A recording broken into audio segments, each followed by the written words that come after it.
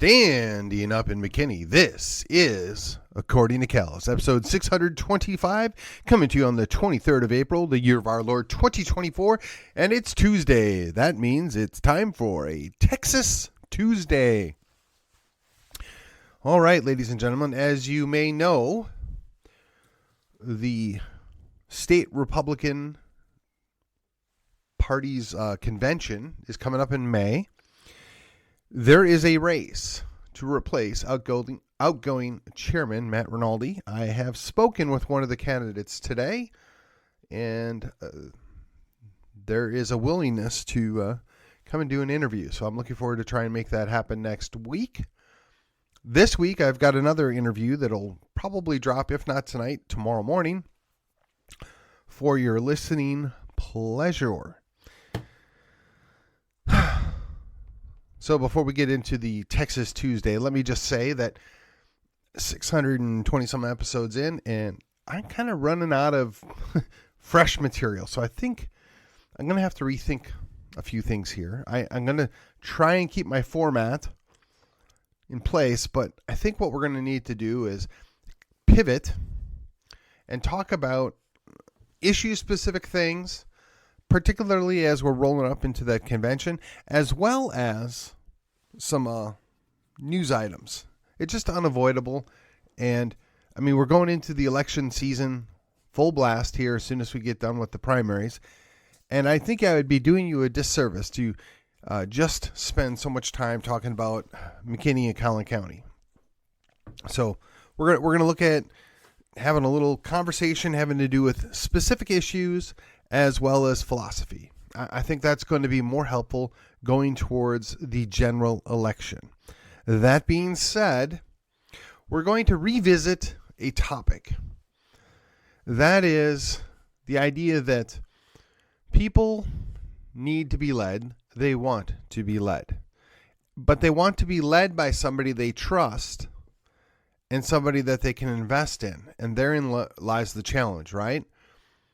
So when you look at a guy like Donald, it's clear that he's a captivating individual. It's clear that people want to follow him, but his underpinnings are not what I would prefer. What do I mean? I don't think he has a strong philosophical stance on much of anything, and I honestly don't know what his principles are on anything. That being said, as a populist, he kind of goes with the flow and leads the masses. That can be dangerous. Now, again, just in case you think I'm going soft, by no means am I saying he is not a good candidate. In fact, I think he's an excellent candidate, and that's part of the problem. Part of the problem is we just don't have anything better. And I think we can and should do better. And for right now, we'll take the Donald. Every day and twice on Sunday.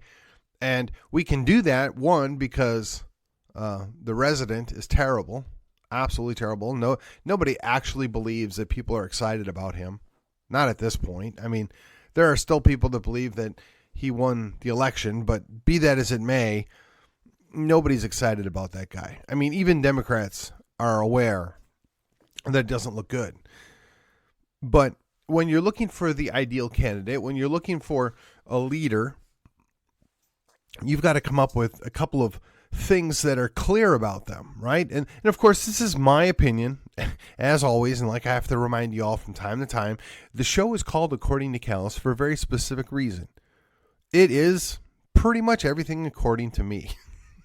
I mean, look, I do my research on a lot of different things. I have general knowledge on a whole lot of things. I have specific knowledge that goes quite deep on a few things, and I read a lot. I research, I look at things, I watch videos, I listen to podcasts. I do everything I can to stay on top of general things, but also from time to time I like to look back and think about the philosophy or the general thesis behind some of the things we're dealing with now.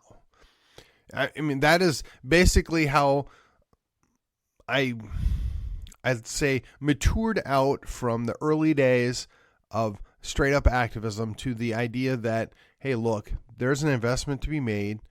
There's some political machinations that got to be dealt with, and you can't ignore them, and you can't pretend they're not there. You just have to find a way to deal with them and overcome them. And I think my experience has shown personally that it's doable or at least workable. I don't know that that's appropriate for this specific episode, so it may be something we choose to revisit later. So when I say people want to be led, I need to clarify that.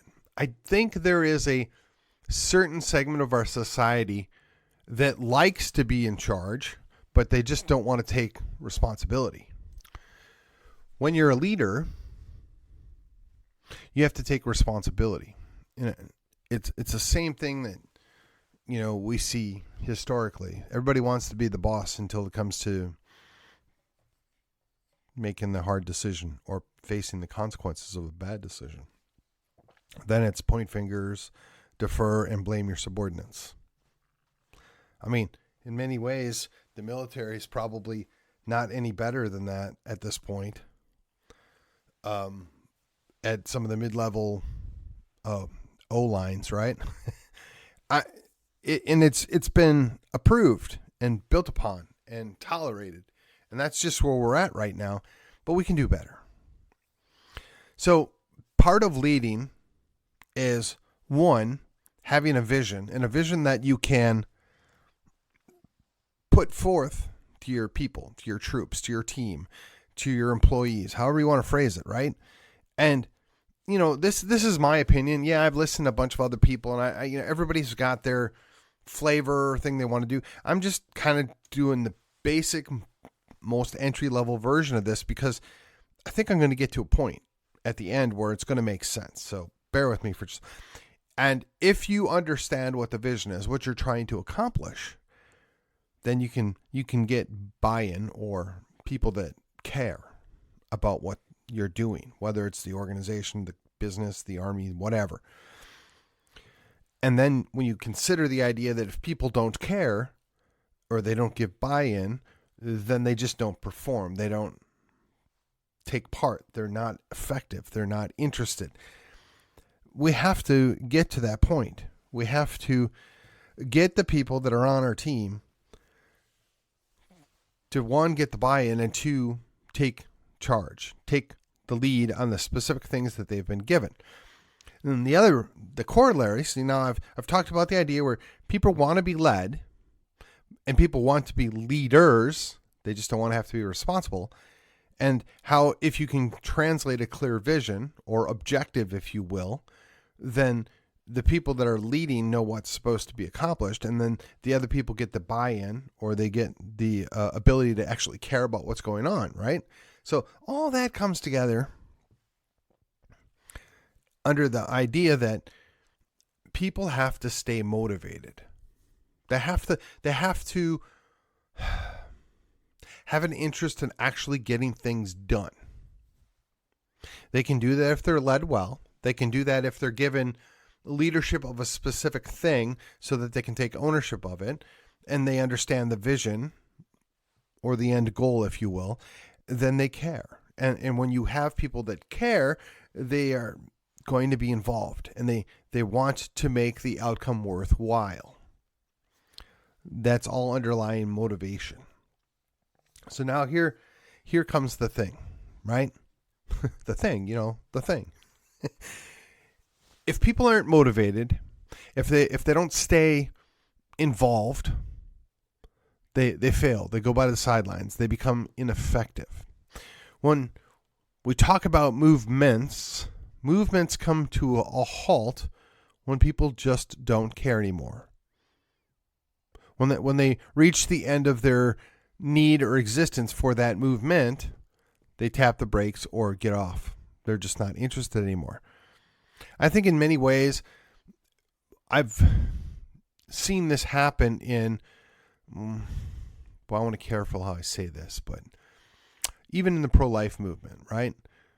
So they got the biggest thing they wanted done, which is to end Roe v. Wade, and they were ill-prepared and had no battle plan for how to deal with this at a state level. And they've lost several crucial battles at the state level. States that really, I don't think, are good with killing babies in the womb, but because they weren't ready, they weren't prepared, they weren't thinking about the outcome of what would happen if Roe v. Wade was undone, they missed it. Now, that's great for all these state level organizations. Man, look at all the fundraising they can do, all the panic that they can cause, all the built-in angst. And it goes for both sides of this equation. Look, it's not just pro-life organizations. It's the quote-unquote pro-choice people, right? Although it should be noted that quote-unquote Planned Parenthood has pivoted now to, sterilization by mutilation. It's not enough to kill babies anymore. Now we're going to sterilize your children after they're born by allowing them to pretend to be something they were never born to be. And we've fixated on this idea that this is good. It gives us something to be upset about and fight over. Well, I don't see that as a net positive. So the pro-life organizations got their big win, and they were ill-prepared for the next step. They did not show up. Now, there are some, like the people that want to abolish it, period, and kudos to them. I mean, they've got a plan. They know what they want to do next. Then there are some of the other ones that, okay, well, we just want to have the restrictions to where, we're going to prevent this stuff from happening, but we're not going to go after the mom. Okay, you've got a plan. We'll see how that plays out. But I think it's because they actually achieved what their goal was, and I don't think they ever expected to get it, to be quite honest with you. They didn't have a vision for beyond that. They had no goals beyond that. They had actually completely missed the opportunity. And perhaps it's not fair to beat up on them. Perhaps, realistically, nobody saw that coming.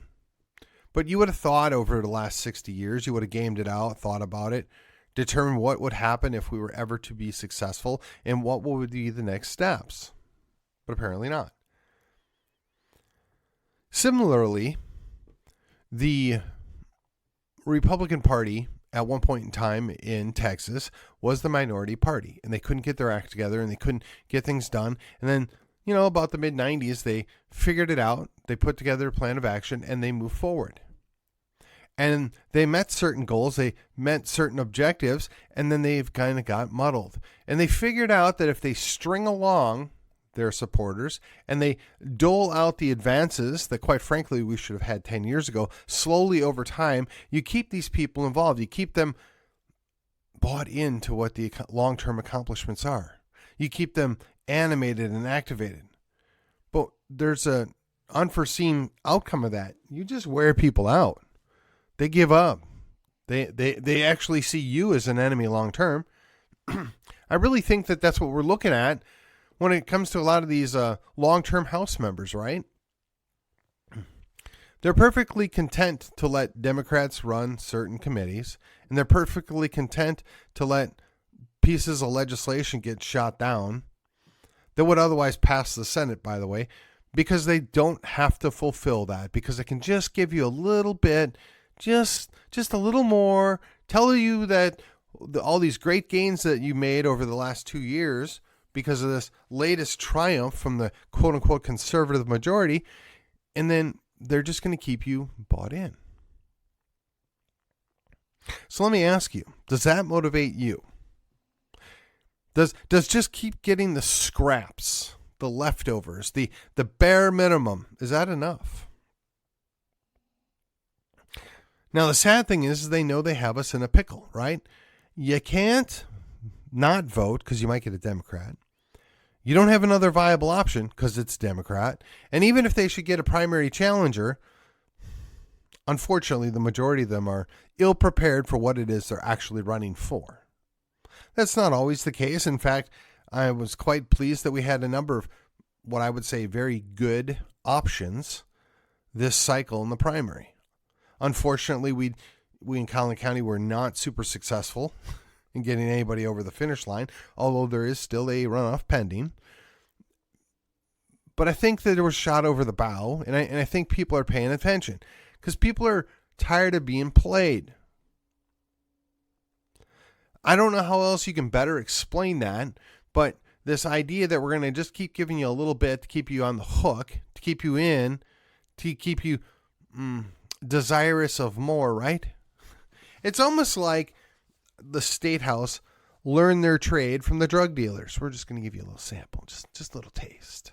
We're going to get you hooked on this, what we can do for you, and then we're just going to give you a little bit more every 2 years, just enough to keep you here, keep you involved, keep you to invest your time, your money, and your efforts to get us reelected, because, we'll just give you a little more. We'll give you that next fix. Maybe it'll be enough to get 2 more years out of you. Excuse me, but that's not what I signed up for. That's not what my expectation is. That's not what my desire is. And I got to believe the vast majority of the Republican grassroots voters out there, they're kind of tired of this game. I mean, at least the Democrats can go home at the end of the day and say, well, we don't run anything, so we don't get anything we want. And unfortunately, that's just the way it is. But they can cheer all the things that they would perceive as being bad getting killed in the House. And they're excited because the Republicans, even with nearly a 2/3 majority, can't get major legislation through. That even with the leadership that we get out of the lieutenant governor, the speaker somehow finds time to keep knifing us in the back. And if you think this is something new or unique, I mean, you can only just look over at the Potomac and see in D.C. that this is played out ad infinitum, right? We've had all 3 houses, or I should say both houses and the White House, right? We've had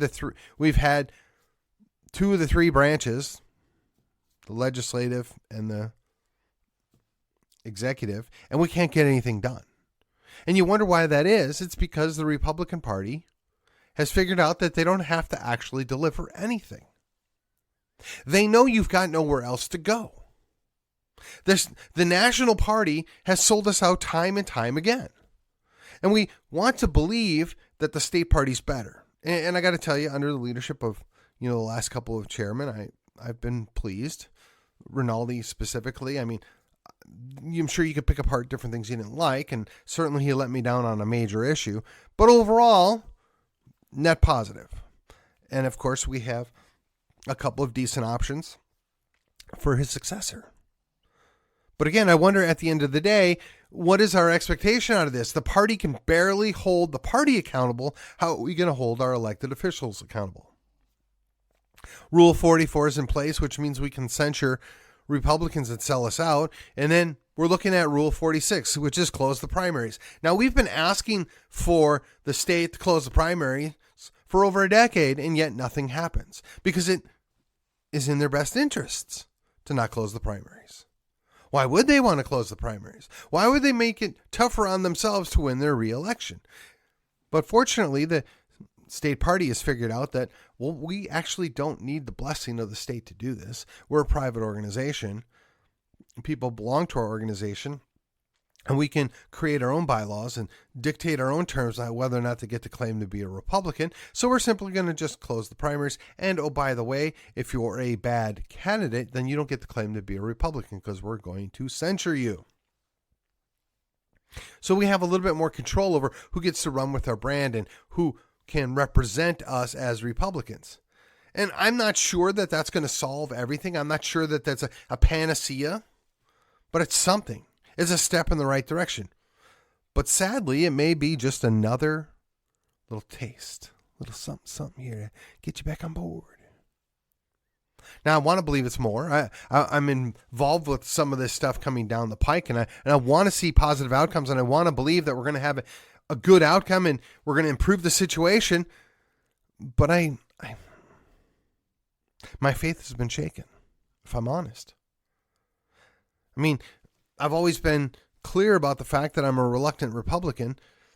Not that I'm a weak Republican, but I'm reluctant because they've let me down. They've let you down. They really mess things up. And I mean, the thing that we should care about the most at the national level, they can't even do. Quit throwing money away. Quit throwing money in wars that we're not declaring to support other countries that are in wars that we didn't want to be involved with in the first place. And I don't know, respect the Bill of Rights. Just please. I mean, those restrictions that have existed for time immemorial since 1789, and you can't even follow those simple rules. And it was the Republicans that led us down the path, that they failed us. Now, granted, my personal congressman in Congressional District 3 here in Texas. Solid, voted the right way, did the right thing. Unfortunately, there wasn't enough of him. And here we are.